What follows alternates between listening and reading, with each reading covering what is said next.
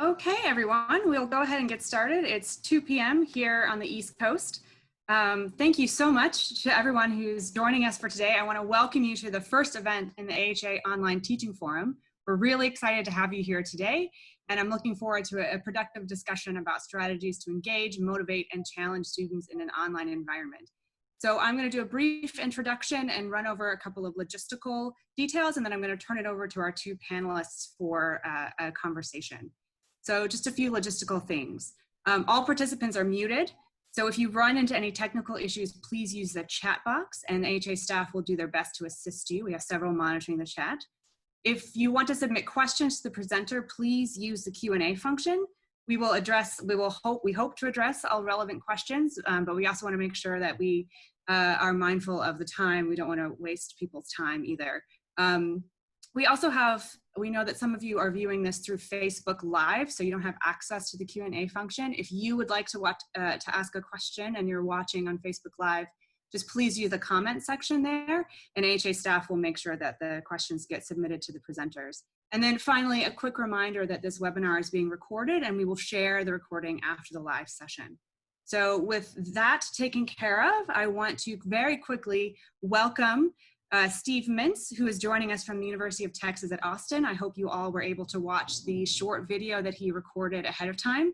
And today, joining him today in a conversation is Laura McEnaney, who teaches at Whittier College and is the current Vice President of the Teaching Division at the American Historical Association.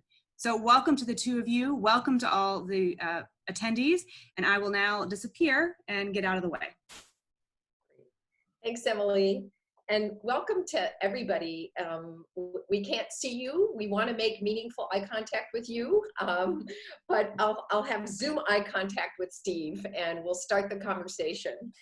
So Steve, presumably people have watched your video and you start your video by saying that digital technologies have the power to democratize the study of history because students now have access to all these documents. So I want to sort of ask you to start by talking about how you would teach one of the documents maybe that you shared on the video. How would you teach that document? What combination of content delivery and student inquiry would you try to be balancing? Maybe you could talk about this ahead of class time and then during class time. When I talk about democratizing the teaching of history, I mean it in two senses. One sense is that every student needs to be engaged. When I teach my large lecture class with 400 students in it, there is not nearly enough give and take. And that largely comes from those students who are the most verbal and the most assertive. And everyone else is just a passive spectator. But with online learning, it is possible to have every student do an assignment, a project, some form of active learning that can turn them into a historian. But the other sense in which I mean democratization has to do with democratization of sources. Of course, I make extensive use of primary source texts, and I've shared online those texts that I use in my classes, whether they're black codes or there's something written by Alexander Hamilton. But I also make extensive use of visual and oral sources because I think students find those extremely engaging if they're well chosen. And let me give you an example or two. The first one is gravestones. I divide every small graveyard in Cape Cod among my students. And these graveyards tend to have about 20 gravestones in them. And these are from the 18th century. Students look at the naming patterns. They look at age of death. They look at life expectancy. They compare life expectancy by gender. They look at the iconography of the graves and how they've changed over time. In other words, there's a huge amount of information they can extract from very seemingly limited sources. And so it doesn't matter whether they're quote unquote great readers. They're not overwhelmed with information, but they can extract interesting information. I also give my students an 1859 slave sale ad. They look first at the names and discover that many of the names are African names. They look at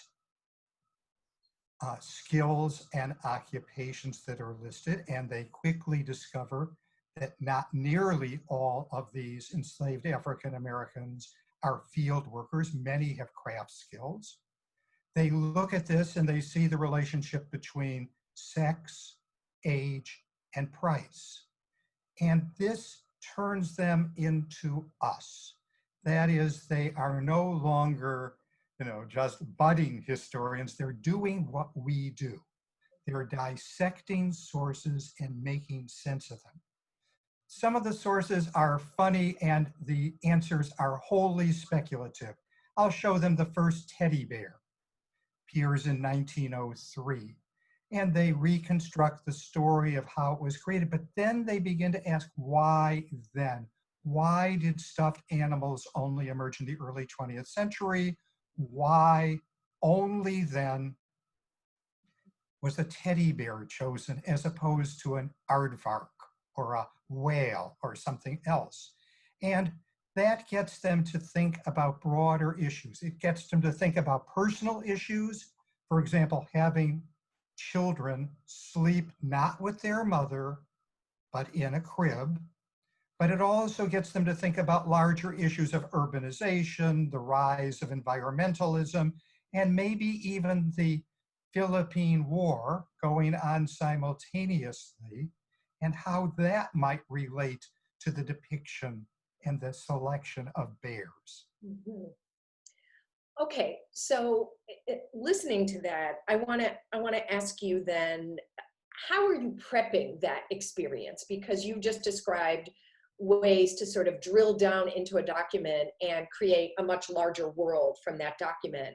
And one of the things you say in the video that I quite like is that teaching online is a design problem, and that it's all in the planning. So can you talk through the kind of planning you would do as the teacher? Maybe I'll call this the Sunday night question. What are you doing to prep for this kind of classroom experience, and to sort of help a busy teacher figure out what kind of preparation has to go into this before they're interacting with the students? And again, you might want to think about whether it's synchronous or asynchronous or some combination of that. So this is really about the planning that has to go into the learning from a document that you just described so richly. My course consists of both an asynchronous component, which consists of the narrative of US history, either to or since 1865. And then it consists of a live portion, and that's where we can begin to do some active learning projects. And the way I think about that is a principle that we're all, I hope, familiar with these days, which is backward design. And that is, you start with what is the knowledge and what are the skills that you want your students to acquire. Then you ask yourself, what activities, what assignments will help students master those skills? And then third, how can I best assess whether students have in fact accomplished what I intended? So it's really a three-pronged process: outcomes, activities, assessments. And once you start thinking that way, it allows you to really design a course. Now, since I have an asynchronous component, which is the quote unquote reading for the course, though it includes much audio and simulations and the like, I can't have the live sections duplicate what I'm doing in the asynchronous portion. Otherwise, students will do one or the other, but they certainly won't do both. And there, for the live portion, I much more wanted work from how do I engage the students? How do I get them to feel that the topic we're discussing today is of high interest to them? Now, sometimes it's easy. I was teaching about Jacksonian America today, and thankfully, I guess, protesters were trying to tear down the statue of Andrew Jackson across from the White House in Lafayette Park. And so one wondered then, why were they tearing that statue down? Why were some people, like the president, objecting to this? And then what should we, as historians, think about this? And that provided the entryway into this topic. It's connecting past to present. And it's looking at the history behind the headlines. Now, of course, I'm choosing this history very carefully because I wanted to relate. I mean, if it wasn't this about Andrew Jackson, I would have found something else. But it's a way to get them, my students, who otherwise spell history B-O-R-I-N-G, to feel that it doesn't have to be boring, that it actually raises crucial issues. And then I try to design the class around problems. For example, if Americans, white Americans in the 1820s and 1830s had the same brain structure as we do, and more or less the same ethical principles as we do, then how is it that they could have taken actions collectively that we find so reprehensible today, callous and cruel? What allowed them to do that? So by turning this into a problem, then I can provide them with various kinds of evidence that they can look at. Now, some of that evidence is documents, right? What did Andrew Jackson say to justify his Indian policy? But some of it is designed intentionally to globalize the course or make it a little more comparative. For example, at the same time that the United States is removing its Indians, Australia is annihilating its Aborigines. The New Zealanders are annihilating the Maori. The South Africans are annihilating the Zulu. The Argentinians are annihilating the Indians and the Pampas, and the Russians are annihilating the Chechens.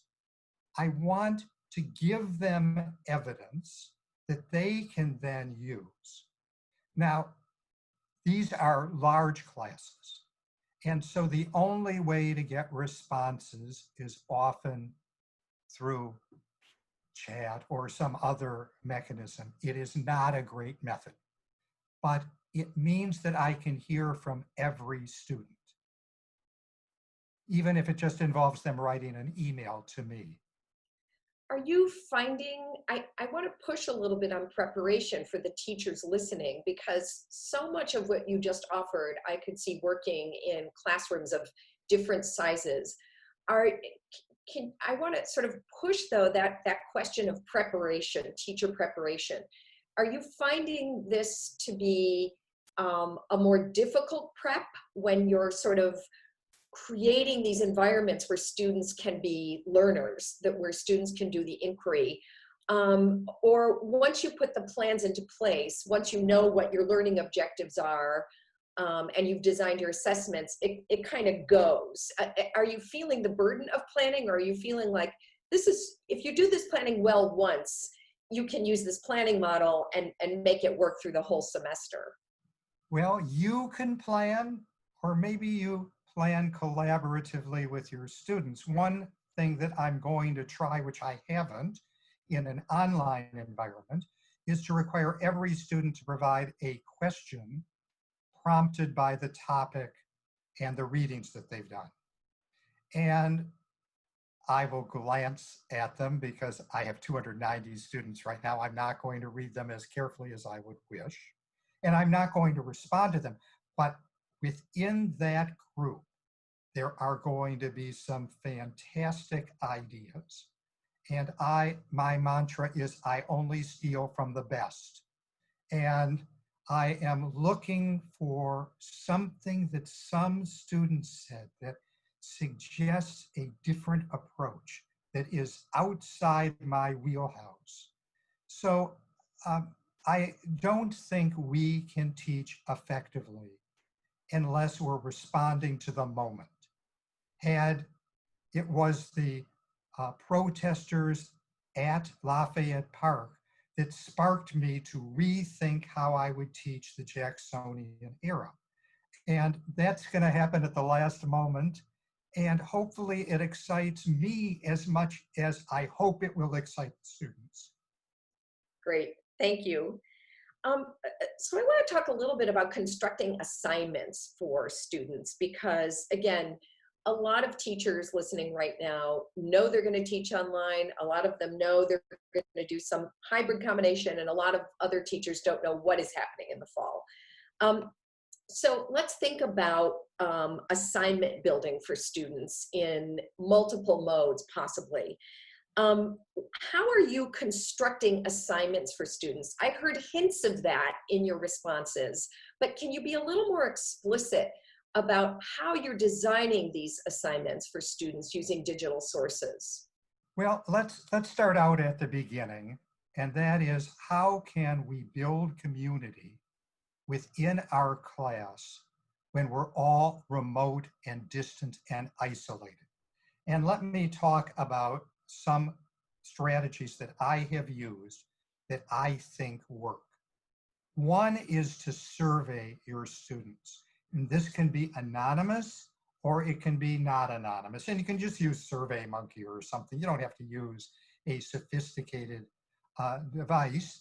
And what I am interested in, first of all, why are students taking the class? Now, I know the fact is they're taking it because it's required. But I also want to know what their interest is in history, whether they've ever visited a historical site, whether they've ever been to Washington, D.C. or Boston, because that'll make a difference in how I teach. But I'm also interested in data. And what I mean by that is, when did your family migrate to Texas? Because I can use that later in the class. Did your father or brother fight in a war? Because I can use that in the past. In other words, I can try to suggest with the questions that they have lived through history. Now, I want to do this in a way that is respectful, that doesn't violate their privacy, but I am trying to create a data bank of historically significant pieces of information, right? And I can then use that at various points in the past. Even if it's a question, was anyone in your family ever enslaved? Going back as far as you wish. And I think that can be helpful. A second thing that one can do is a scavenger hunt.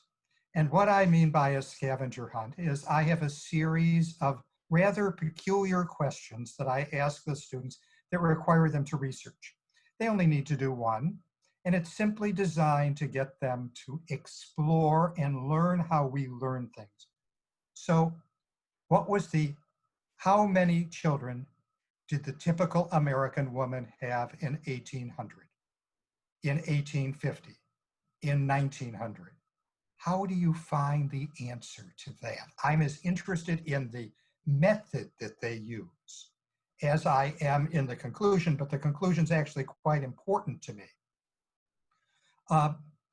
Some of the questions are odd, like, who was the actual author of an anonymous book that I'll give them the title of? How would you figure that out? How many articles were published in English in leading periodicals by Karl Marx before 1900? How would you get the answer to that? Students find this, I think, intriguing. It's not that difficult. It's sort of fun. They can do it on their cell phone if they wish. They feel like they accomplished something because they can send in their answer. It makes a big difference. Some projects can be collaborative, like annotating a text together, or some projects can be done individually, like doing an engram for how often was the word liberty used as opposed to freedom in every book in English since 1800. Again, students find this sort of fun, and when you make it meaningful in class, I think they then see this wasn't just a exercise. I noticed something in your response that was really interesting, and that was that the methods through which the students arrive at their inquiry response are just as interesting to you as what they find out.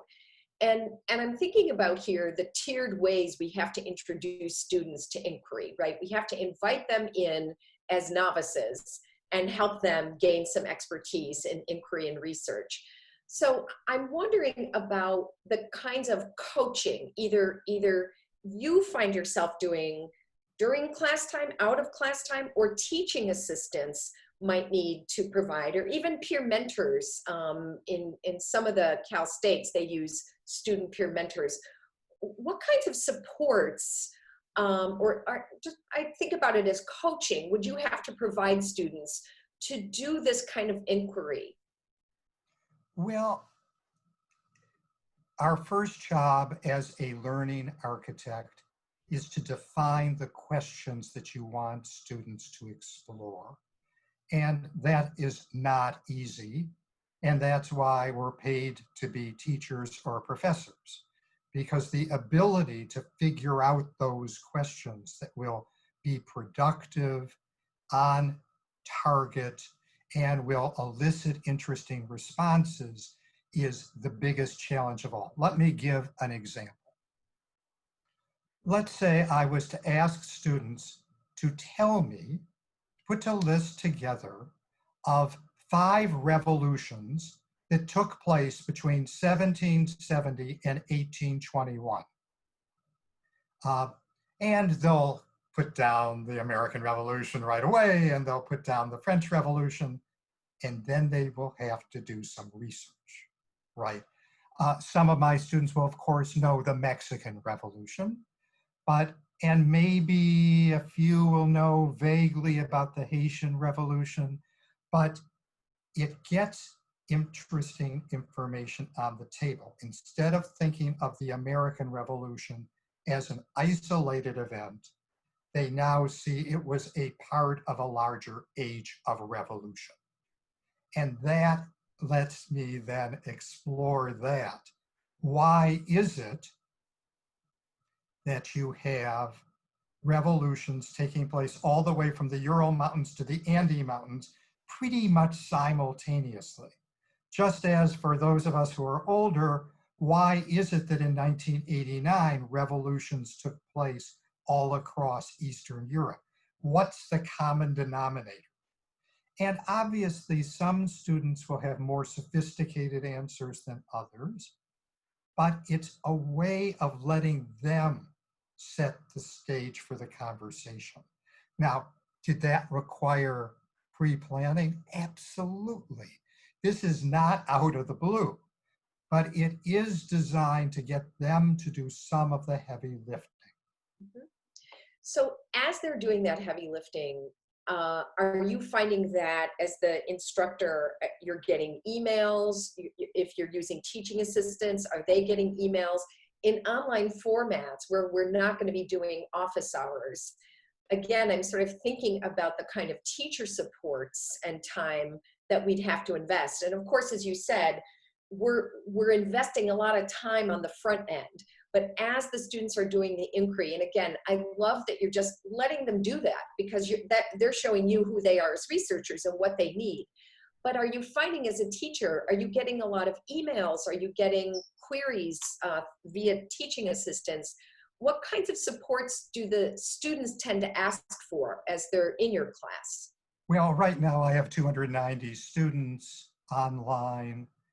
I have a lot of TA support, but I'm getting about 5 messages a day from students with serious problems. They're usually technical problems, or their family health emergency problems, or in one case, a car drove through a student's house and she sent me the documentation to show it.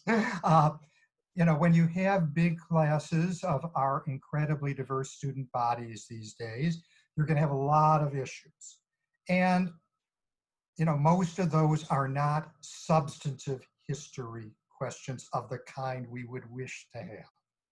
And that's sad, but, you know, many of us have held office hours for years and years and remain amazed by how few students take advantage of them.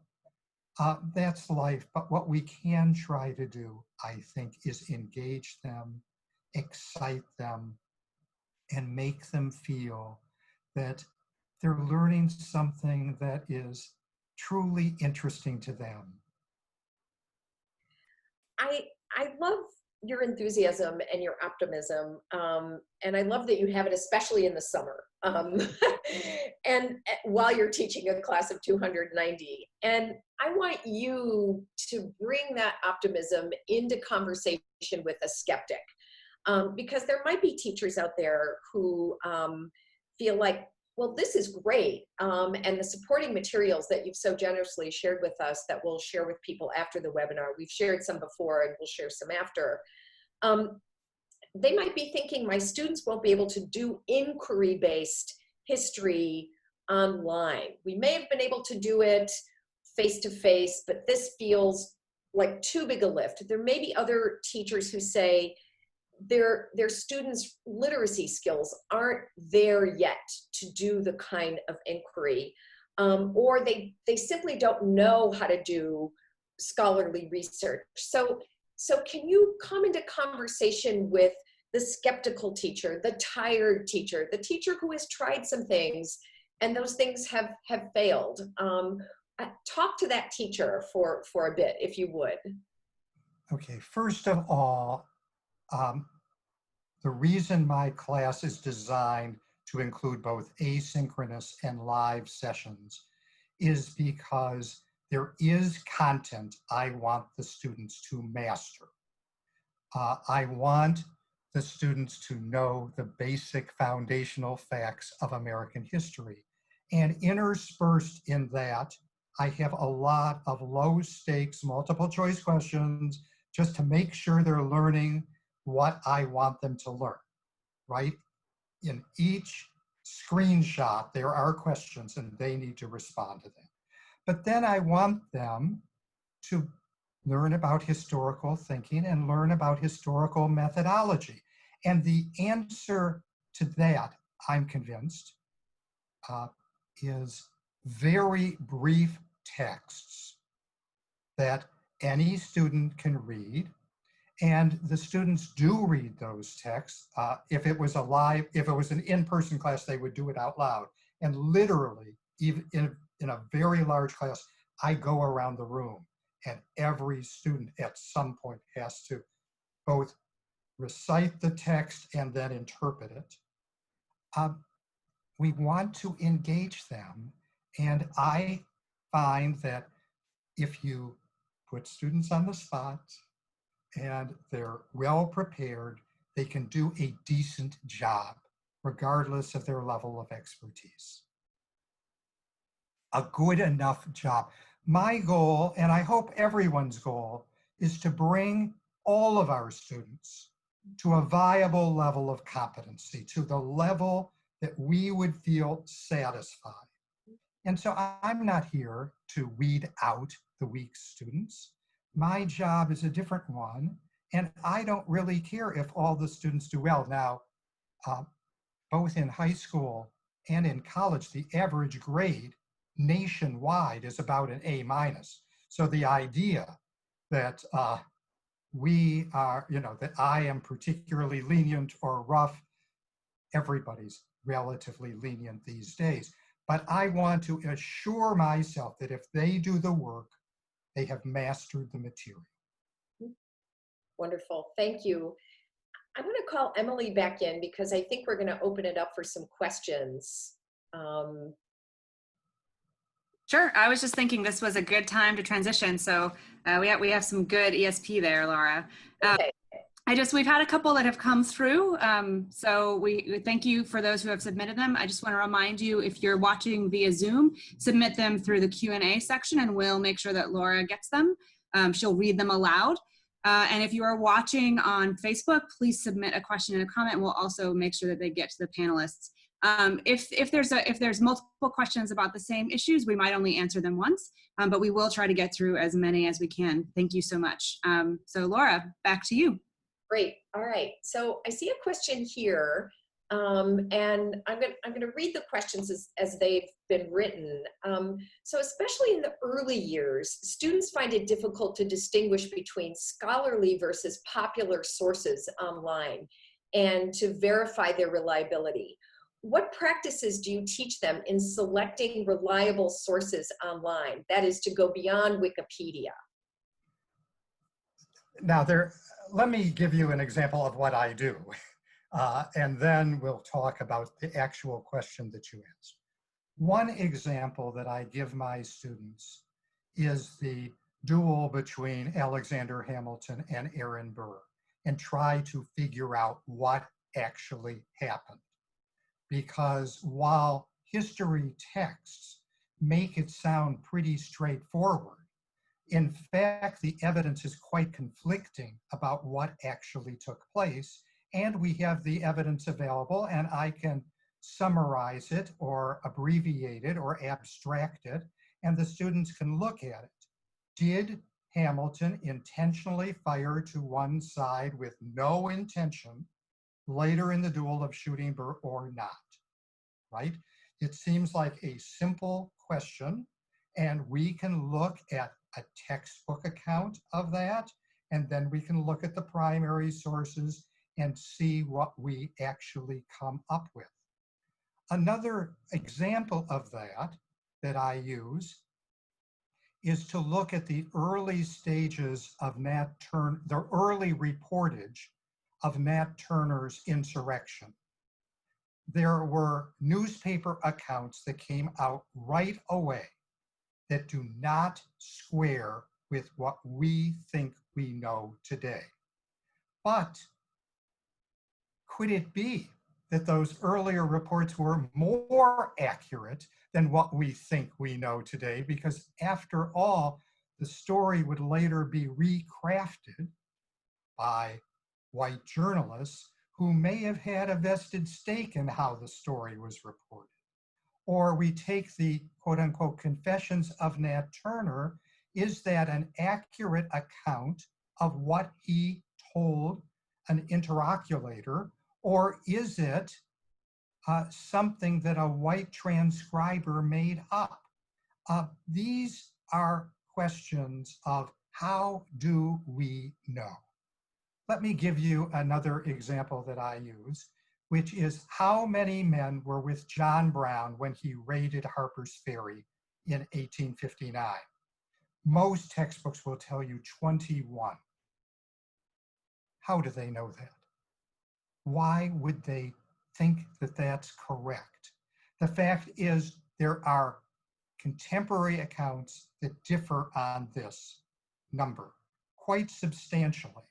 And trying to figure out what we really know is, to me, the entryway into the larger question that was asked, which is how do we evaluate the difference between reliable sources and unreliable sources? And the answer to me is clear. It's, do they look at the sources, the original sources that are available to us, and look at them with a skeptical, critical eye, and try to evaluate them as best we can.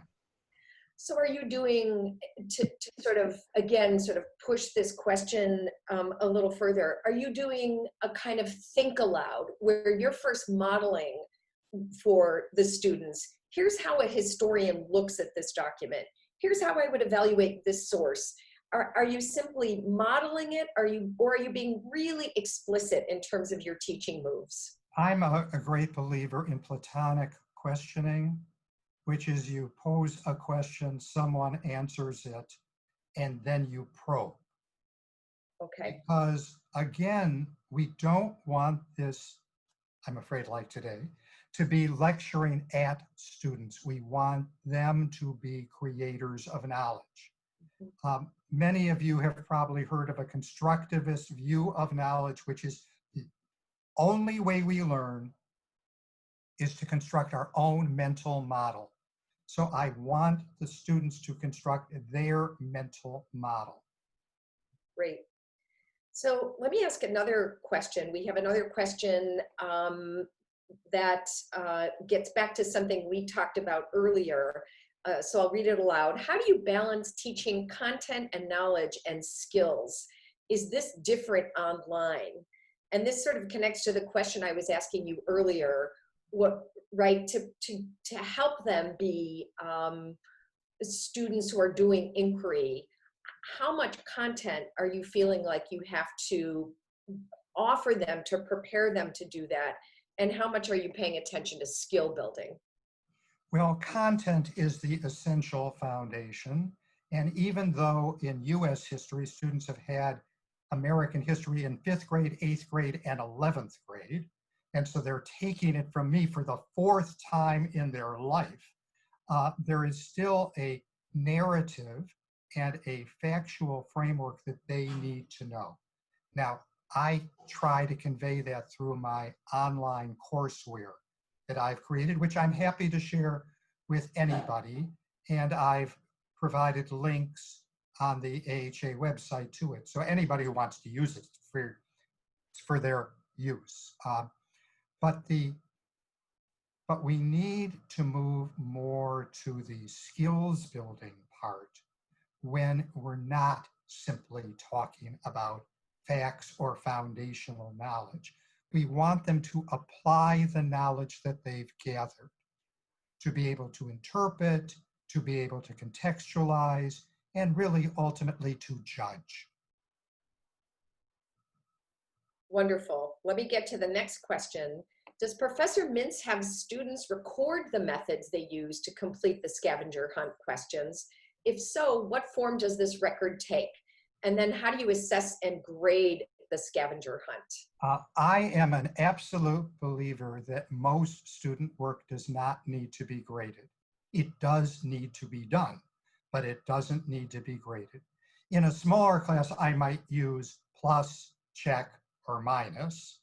But in a very large class, if you do it, you get credit for that assignment. In my big US history class, there are 1,000 points, required points, and then there's another roughly 100 extra credit points. And of those 1,000 points, let me try to figure this out on the fly, roughly, I don't know, somewhere roughly 60% are ungraded. Excuse me, 40% are ungraded, but they have to do them. And my experience is that by doing these projects and selectively commenting on them, students get better. Now, if you don't do it, you do very poorly, of course.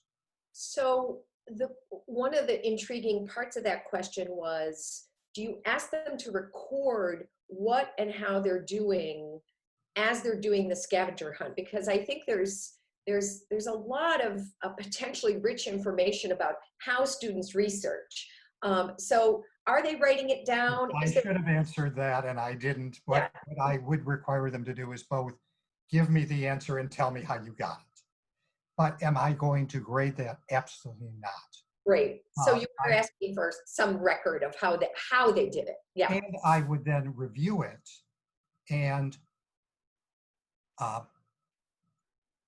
And then when I identify common problems, I will either post an announcement or speak about that. So there is feedback to the students, but not graded feedback in the way we typically think about that.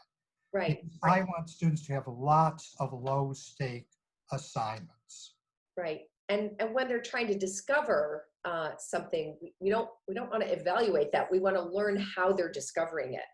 So here's another question about the scavenger hunt. Is the scavenger hunt exercise intended to be conducted in real time during a live session? No. Or ahead of time, and you're sort of processing it when you're all together? I have done it in real time in smaller classes, but not in a mega class.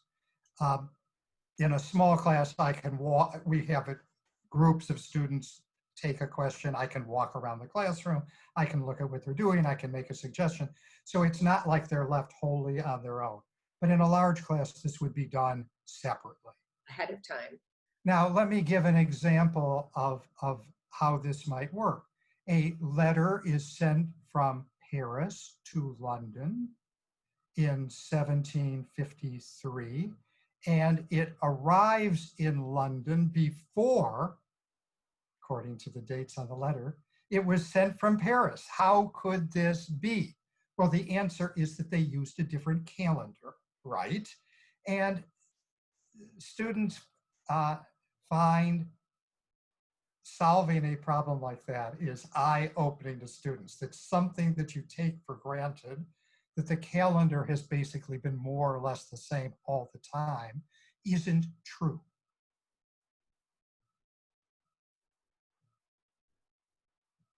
I can't hear you. Laura, you muted yourself. Thank you. Thank you. This is a related question to the scavenger hunt. How do you get students to go beyond Google searching answers to your questions? I meant to answer that. Now, the best example I ever saw, and I only steal from the best, was from a chemist who created a quote unquote bookshelf, and the students' research all had to be done through that bookshelf. And that way he could guarantee that all student research was of a pre-vetted quality.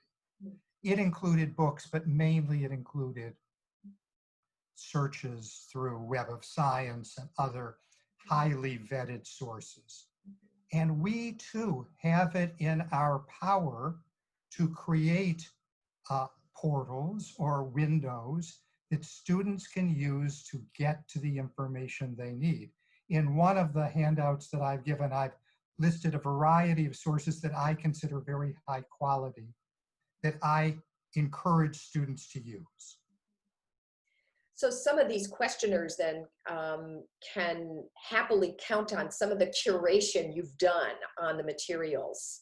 I think that's one of the pieces of fatigue we're all feeling as teachers, is that there's this wonderful abundance now, but it's sort of decentralized, and you're providing some of the curation for us.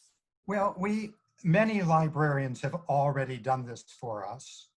And so if you look at some of the more prominent libraries in the country, you'll see they have great guides to history. Some are too big, unfortunately, and would overwhelm an undergraduate, but many of them are very helpful. So Steve, another question is, and this one's about readings. Do you assign longer readings in upper level classes? And how does it work for an upper level course? Well, right now, I have made a shift to what everybody calls open educational resources, which is either primary sources or journal articles or other sources that students can have free access to. I learned along the way that many students were not buying textbooks because they were too expensive. They were not buying many course books because they were too expensive.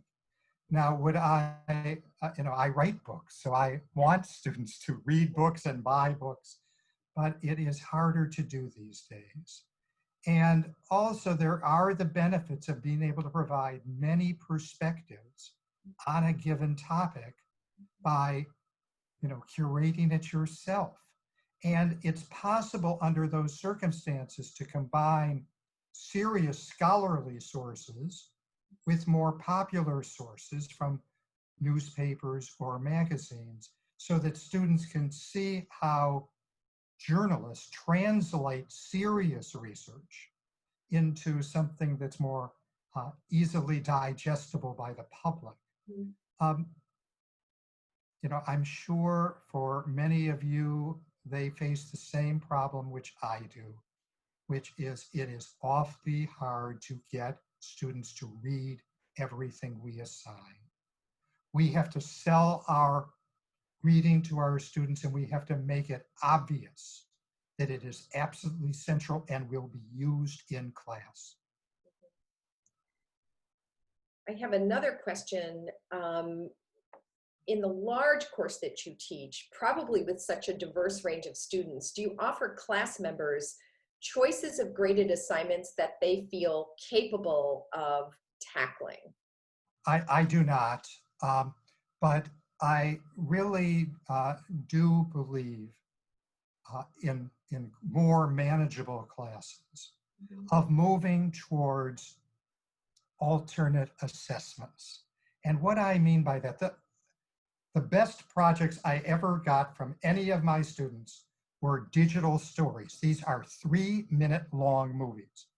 The best story that I ever got was from a young woman who loved her grandfather,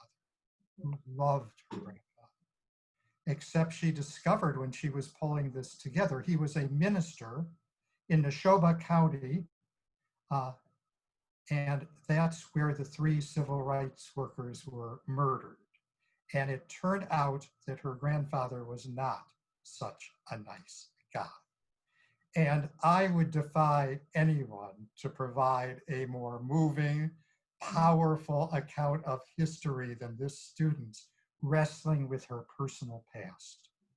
This was an incredible achievement and moving to all of us. And would it have been as good as a research paper? Not by that student. I mean, maybe, but I don't think so. This was the perfect way. I had another student who was a singer, fairly popular singer these days, and he did a podcast about sea shanties, and he played along with them. I mean, what could be better? I literally don't think anything else he could have done would have been nearly so meaningful. And he was a Columbia undergraduate, but the other was a University of Houston undergraduate. So I think the right project with the right person, you get something that you will find valuable and they will find meaningful. And I think some of the listeners are thinking about this sort of the joy of that inquiry and then the outcome of what you've described, but the sorts of literacies or competencies that they're going to have to tackle along the way. There are 2 questions, and I want to read them both. How do you organize your primary sources for your courses, especially at the survey level? Do you use a book, for instance? Do you use only freely available sources or some other infrastructure? The second question is, how do you approach training students to read, quote unquote, material cultural artifacts? For example, do you spend time in class teaching how to read a building, or do you provide students with an online source on architecture and building components? Okay, the answers to these questions are pretty straightforward. The answer to question 1 is I've put together packets of primary source materials. Many of them are in the public domain. Many of them are from the Gilder-Lehrman collection, which I had access to and have permission to use. And they're vary in size, but they're all freely available to everyone who's listening to this webinar. All you have to do is follow the email messages and get them. They're very small print. They're about the first half's about 60 pages, the second half's about 80 pages of single spaced materials, and students are expected to bring it to class, and then we talk about them. We go over them literally one by one in class, depending what's appropriate. Mm-hmm. Then in terms of the interpreting documents, you will have another source that's online that I've provided that provides about a paragraph of essential facts you need to know to interpret that kind of source. For example, I have one on fashion, I have one on hairstyles, I have one on film and photography and propaganda posters and the like. And are these too brief and too schematic? Absolutely.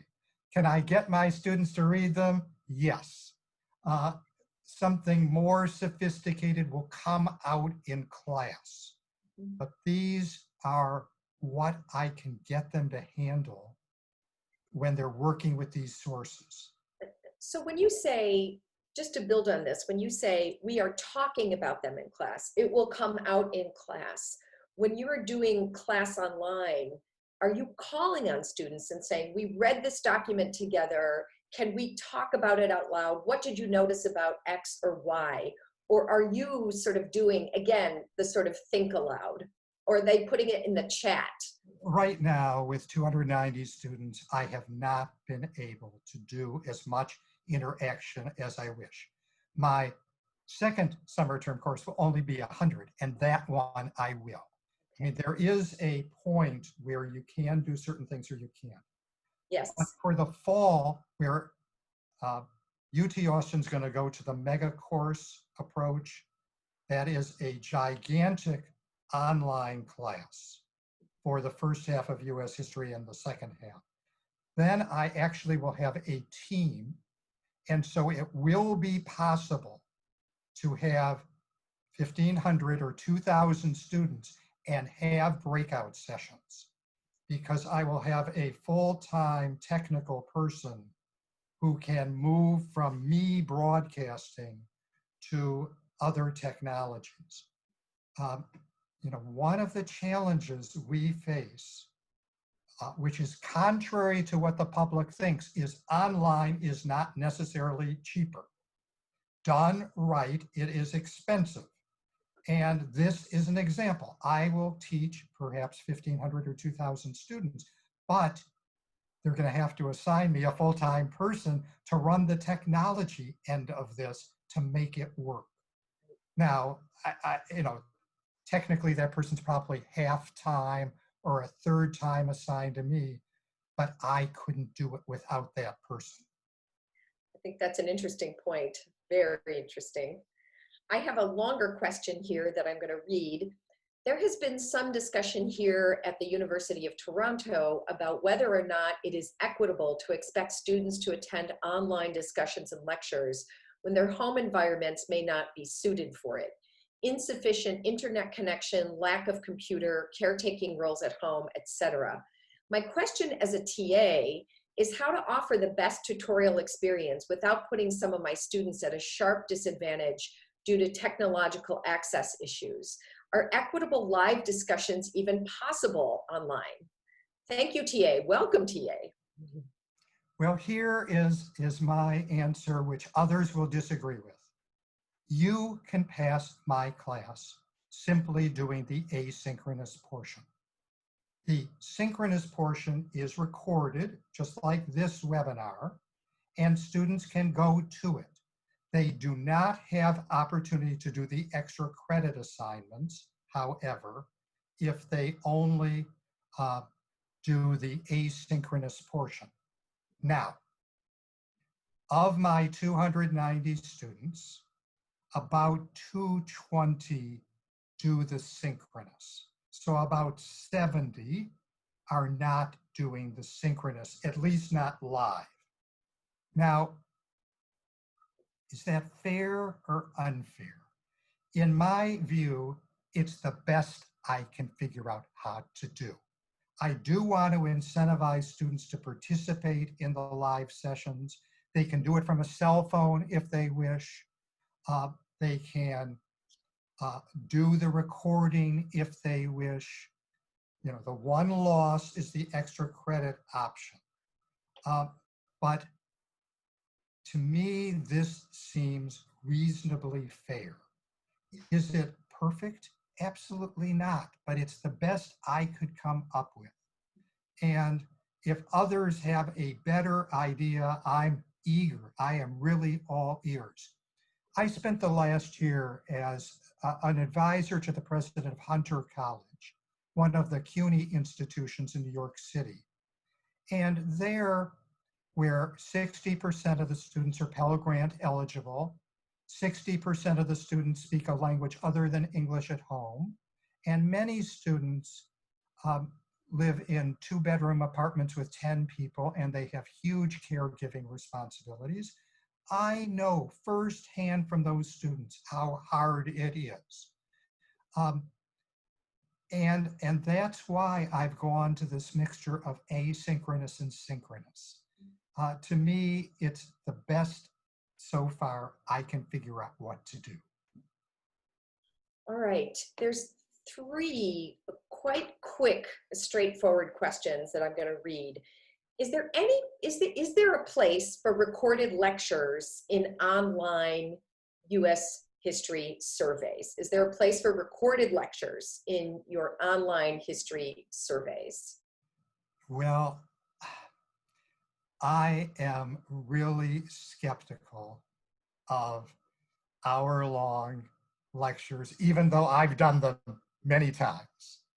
And students, you know, scholars differ from the general public in that we tend to learn through our ears in ways that most people do not. And that presents a real problem. What works for us, our ability to sit through an hour-long lecture and happily take notes, is very different from everyone else.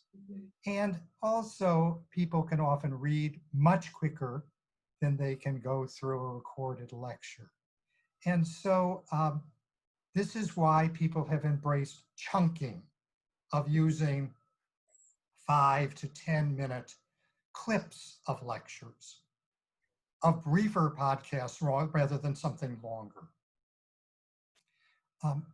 Where this is not an exercise in selling ourselves. This is a matter of engagement. And we've got to figure out what works best for our own students.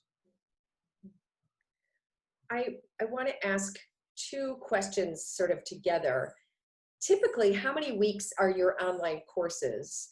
And were these videos or podcasts shared with other students? Okay, these, my current summer classes are 5 weeks long. This is almost absurd, right? How many hours per? The students are expected to take no more than 2, and therefore they're expected to work 5 days a week on a class. But 5 weeks is very, very compressed. During the regular semester, I teach a typical 15-week semester. So in theory, I am covering the same material in 5 weeks that I would do in a period 3 times as long. It's not the same experience. The only advantage I could say is that students do seem to be more engaged and more motivated because they're not frittering their time with other priorities, but it's not ideal.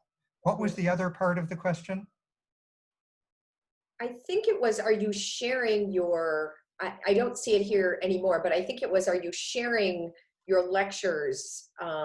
It had to do with the students' narrative assignments. I think you're a student who was talking about her grandfather. Do these? Yeah, those I've never shared. I have taught in summer teacher seminars, and there we have looked at them, but only as samples so that the participants could do their own. Okay, thank you. Thanks, Emily. One of the hardest parts of online is the probing if we must do asynchronous, how to handle the online world, which can be clunky when it comes to the questioning format you advocate. Can you talk a little bit about that? Well, again, if we don't work under the assumption that everything needs to be graded, we can begin to think in different ways. I do think student work needs to be glanced at or looked at, and we do need to make some evaluations, but that doesn't mean it needs to necessarily be graded.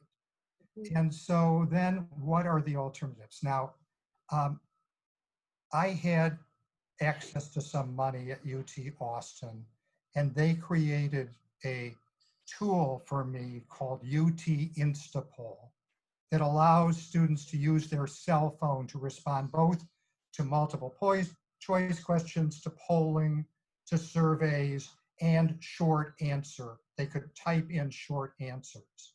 And this I could then share on a screen with my students. It's a really wonderful tool. There are commercial products that do similar things like Top Hat. And one of my concerns about higher ed right now is that campuses are inventing these incredible tools, but we're not sharing them. This UT Instapoll is fantastic and allows all my students, all of whom have cell phones, they may not have computers, but they all have cell phones, to be active participants in my class as in real time as it's going on, and I can show their answers. Why we can't, as a profession, make this widely available is a little beyond me. And hopefully some of that is available through the institution's faculty development operation. A lot of colleges and universities have these.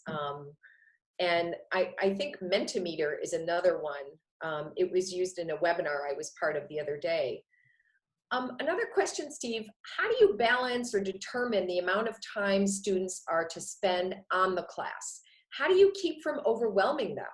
And if they aren't graded, how do the students stay motivated to do good work when they're balancing their time with other graded classes?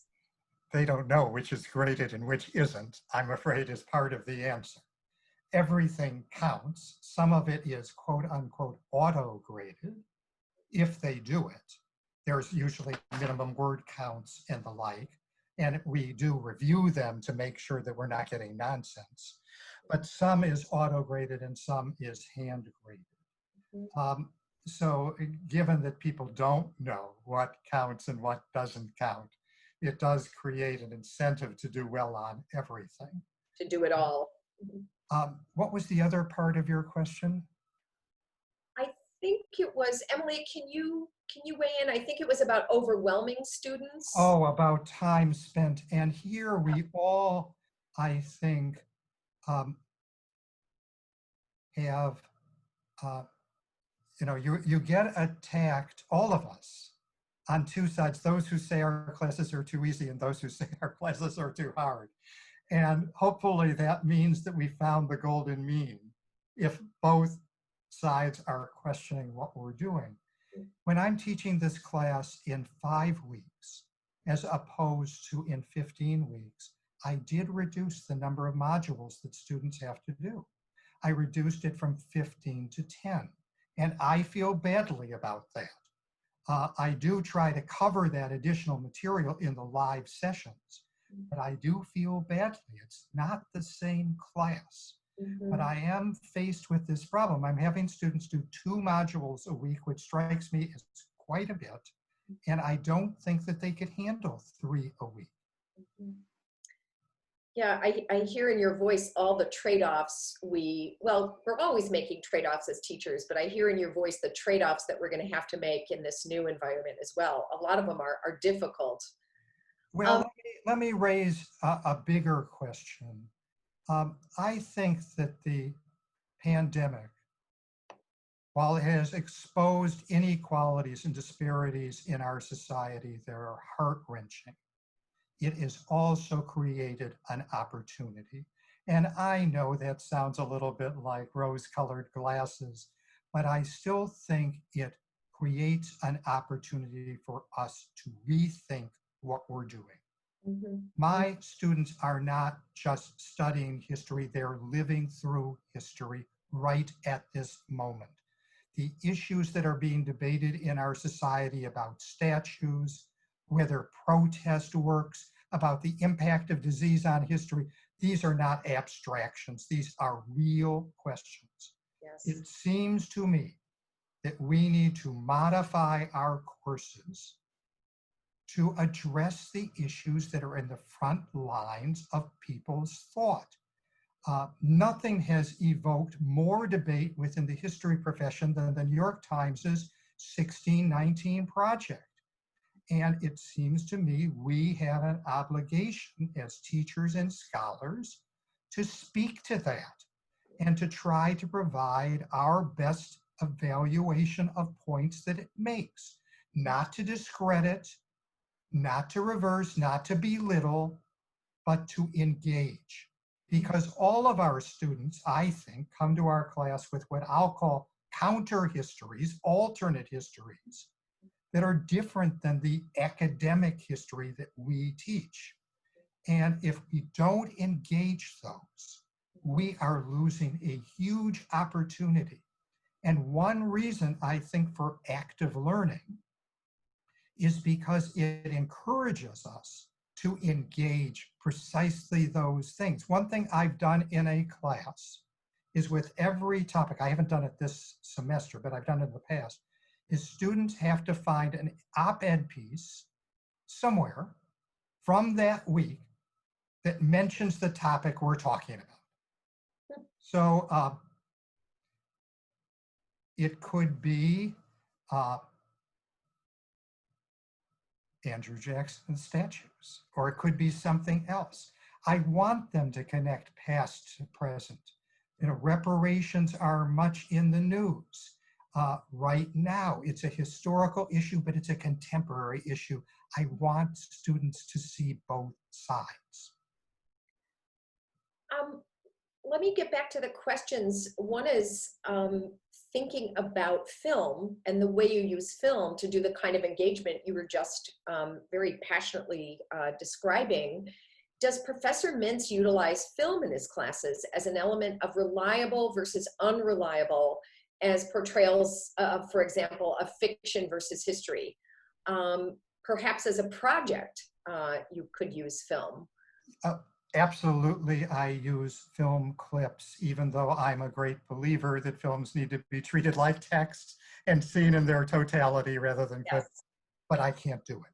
Now, I begin my class with two different film clips. One is a trailer that was shown in movie theaters after 9/11. I actually have a copy of it. There's not very many copies around.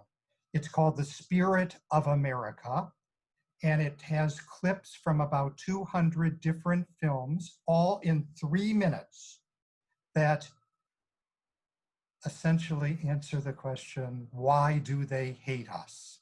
And it's about American values seen through the guise of Hollywood films.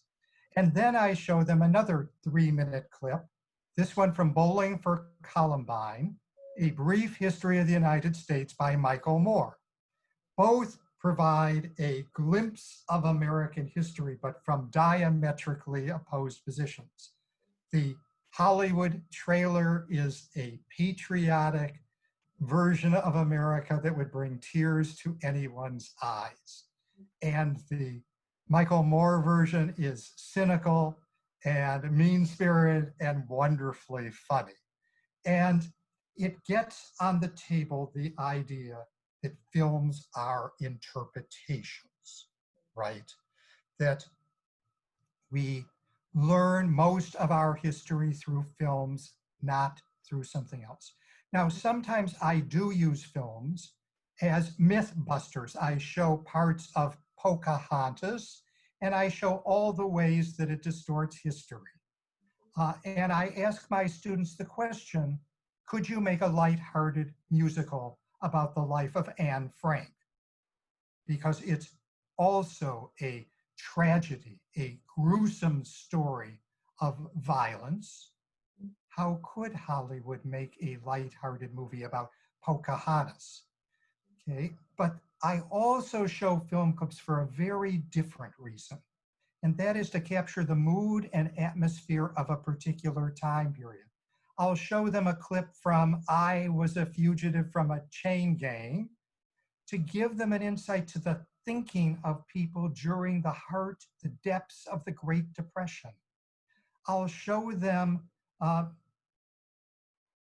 Little Big Man versus They Died with Their Boots On, which are both about General George Armstrong Custer, again, to show different ways that the past can be reconstructed into narratives.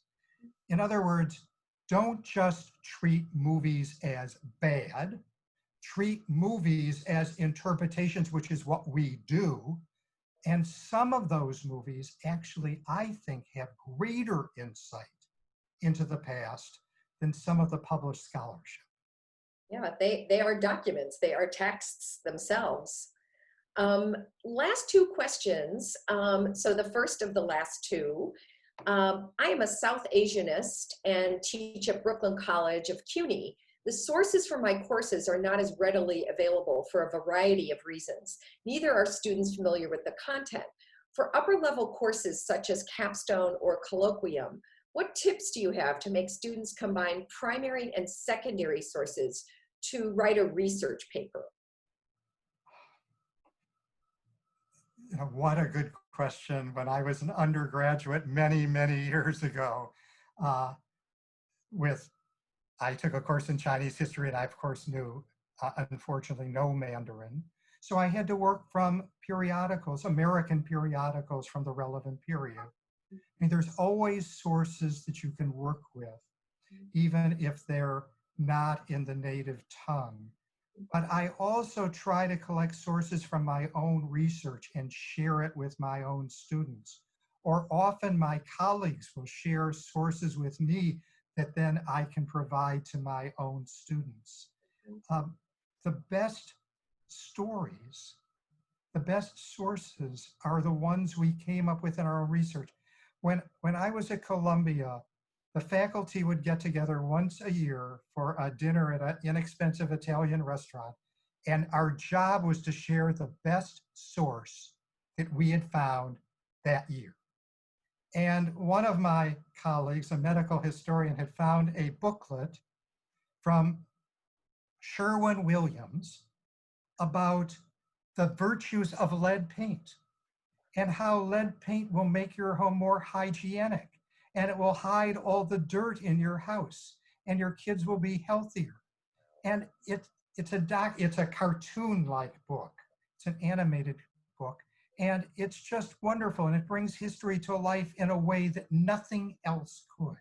Yes. But the sources that we use, you know, we need to, again, work with your colleagues and others in your field to see what they use that works really well. Yeah. And that is, you know, again, I am amazed at the story of the lead paint document. I am amazed by the memory of eating with other people. But for this participant, this could easily be done on Zoom, calling people together and saying, share the best source you found. That could be adapted to Zoom. Well, and I would love, again, speaking out of turn, I'd love to see our leading historical organizations figure out ways to make teaching a more collaborative enterprise.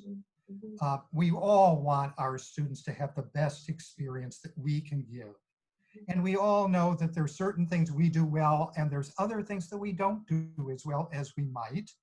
And I want to do those things.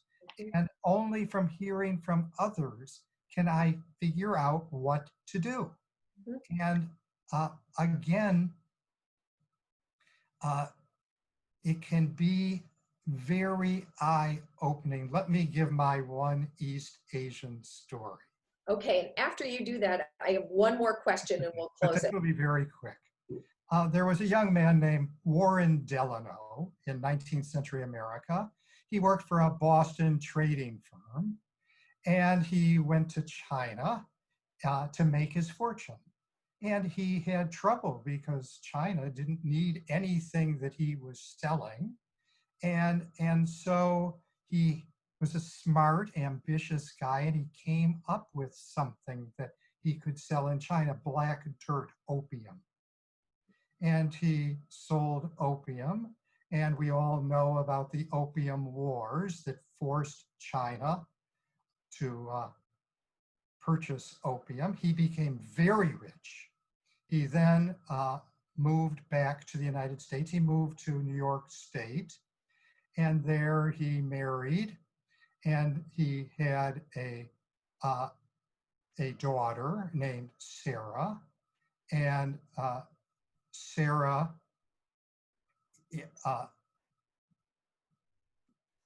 in turn had a child, and later, and that child was Franklin Roosevelt. It's not clear that Franklin Roosevelt ever knew the source of his family fortune, which is, behind every great fortune, there's a great crime. And this is certainly a case of that, but that's why it's Franklin Delano Roosevelt. The more we can internationalize history, the more we can connect stories that vaguely students know with stories that show the depths behind those stories, it can really bring history to life.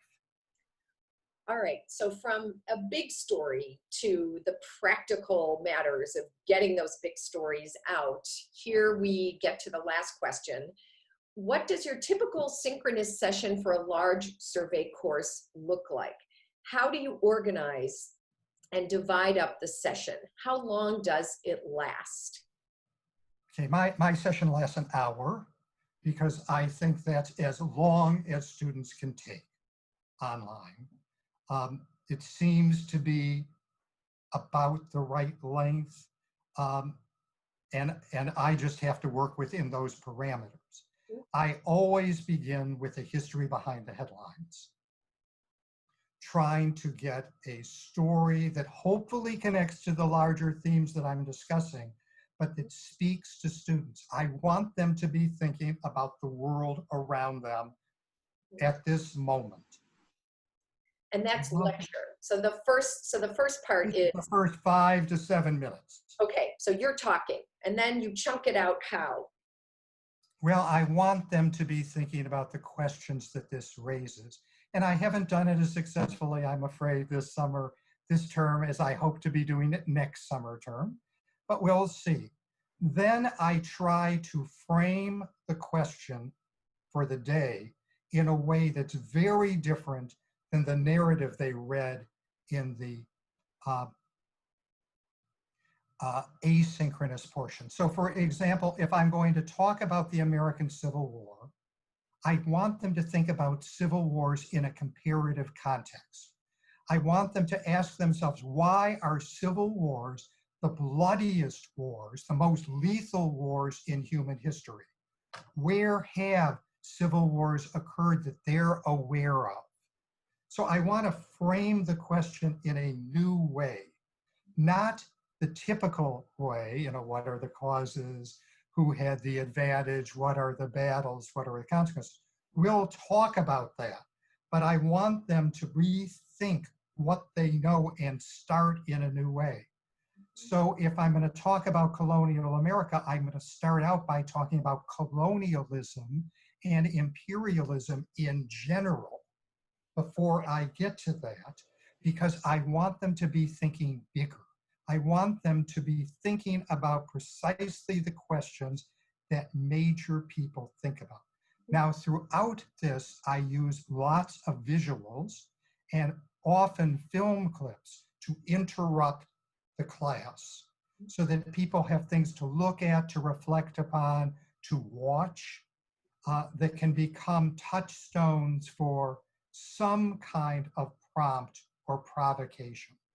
And then I end the class with a series of multiple choice questions that tend to be pretty simple, but that are just designed to gauge whether they got what I wanted them to get.